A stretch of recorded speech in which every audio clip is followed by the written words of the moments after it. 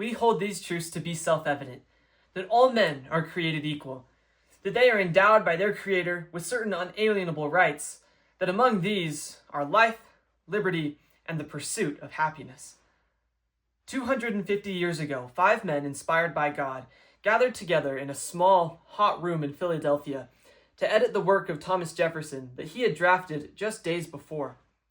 Their fervent endeavor in magnifying the voice of an oppressed people produced a document that has served as a beacon of light and freedom for nations far and wide, and served as a pillar of hope for the oppressed for centuries. The Declaration of Independence was a statement unlike any other that had come before it.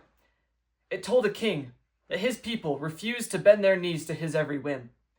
It told a parliament that they did not have absolute rule over a people that had no representation. And it told the world that all men are created equal, that all are ordained by God with those certain unalienable rights which must never be taken away. There is a poignant irony in the fact that this document was drafted by a man who owned several others in a capacity to which they had no rights of their own. An irony that this declaration includes no mention of women, slaves, or outcasts. It would be easy to cry that our Declaration of Independence was drafted in imperfection and holds no mirror to today. But while we must never overlook the shortcomings of our foundation as a nation, we must also have our eyes turned outward to the future, as we the people recognize how we can do better in order to form a more perfect union. I contend that the work of establishing a more perfect union is never finished. Rather, I say that our founders did the best they could for the time at which they were needed, that we must always carry the torch of liberty forward and never let it fall. The founding of our nation was not a single event. It wasn't a day, a signature, or a declaration.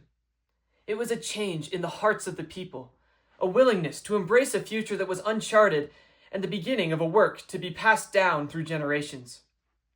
So on this semi-sequincentennial year of the signing of our noble declaration, it is all too important that we renew our convictions to our principles of faith, family, and country. My faith tells me that I should love my neighbor. My family, that I should comfort those who stand in need of comfort. My country, that all men are created equal. Those who live around me claim to hold these same values dear. So where, then, are the voices protesting the mass deportations of our neighbors looking for a better life? Where, then, are the people to denounce the dehumanization of homosexuals, immigrants, and people of other faiths? And where, then, are the stalwart defenders of liberty to stand against a tyrant? For the first time in our nation's history, we had been labeled by the Center for Systemic Peace as not a democracy, but an anocracy, a system of government controlled not by the people, but in large part by a single man, in our case, the president. I have no doubt that the founders today would not stand for a concentration of executive power like we see today. If we truly want to continue the work of building a more perfect union, if we truly hold these truths to be self-evident, if we truly believe in life, liberty, and the pursuit of happiness for all who reside within our borders, then we cannot become complacent. We must take the hard path forward and carry that torch of liberty high and proud for others to follow. We must take risks, face rejection, and endure persecution to stand for those American principles that we hold dear. I'm reminded of the words of the great patriot Patrick Henry when he stood in the Virginia State House, facing a group of delegates who were opposed to taking military action to support the revolution. Is life so dear, or peace so sweet, as to be purchased at the price of chains and slavery? Forbid it, Almighty God! I know not what course others may take, but as for me, give me liberty or give me death.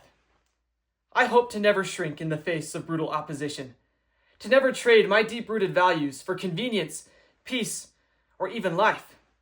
I see great promise in the future of our nation. Our rising generation understands the importance of these self-evident truths at the core of our country's greatness. But it is not enough to push back against the status quo. Nothing great was ever built out of only the destruction of what came before it. We must follow in the footsteps of our founders and actively build the more perfect union that we wish to see. Let's build it together. Thank you.